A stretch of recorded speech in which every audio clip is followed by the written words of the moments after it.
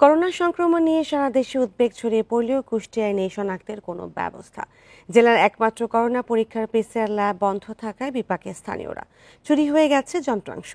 হাসপাতাল কর্তৃপক্ষ বলছে কিট সহ প্রয়োজনীয় সরঞ্জাম হাতে পেলে আবারও চালু হবে করোনা শনাক্তের কার্যক্রম। 2020 সালে কুষ্টিয়া সদর হাসপাতাল প্রাঙ্গণে একতলা ছোট ভবনে বসানো হয় পিসিআর ল্যাব। আশপাশের কয়েক জেলা থেকেও লোকজন আসতেন করোনা শনাক্তের জন্য।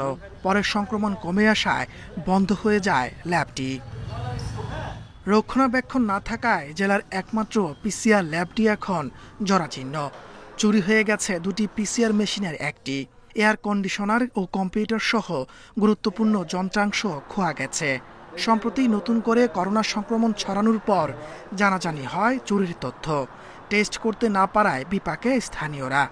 সব ধরনের তাদের লোকবল আছে, প্রশাসন আছে, কতটা তারা অযোগ্য এবং কতটা অবহেলা করলে জিনিসগুলো হারিয়ে যেতে পারে। সব টেস্টই আমার হয়ে গেছে, হয়ে যাওয়ার পরে করোনার টেস্টটা করতে পারিনি, মেশিন বলে হারা গেছে। সামনে করোনা আসছে, সেটার জন্য আমরা সবাই প্রস্তুত হওয়ার জন্য চিন্তা করছি, কিন্তু আমরা শুনছি যে এই পিসিআর ল্যাবে কিছুই নেই, সমস্ত যন্ত্রপাতি এখান থেকে চুরি হয়ে গেছে বা কোনো কিছুই এখানে আর কি নাই। চুরির ঘটনার পর ল্যাবের যন্ত্রাংশ সরিয়ে নেওয়া হয়েছে কুষ্টিয়া মেডিকেল কলেজ হাসপাতালে। কিট সহ প্রয়োজনীয় সরঞ্জাম এলে সেখানে চালু হবে করোনা পরীক্ষা। পিসিআর মেশিন ওই ল্যাবে দুইটা ছিল, তারপরেও আবার দুইটা মেশিন নতুন এসেছিল, সেটা আমাদের এই ক্যাম্পাসে মানে এই ভবনে আছে। যদি সরকারি নির্দেশনা আসে পরীক্ষা করার জন্য, তো আমাদের পরীক্ষা করার জন্য আমরা সক্ষম। তবে মানে আছে, মেশিনপত্র আছে, কিন্তু জনবল নেই।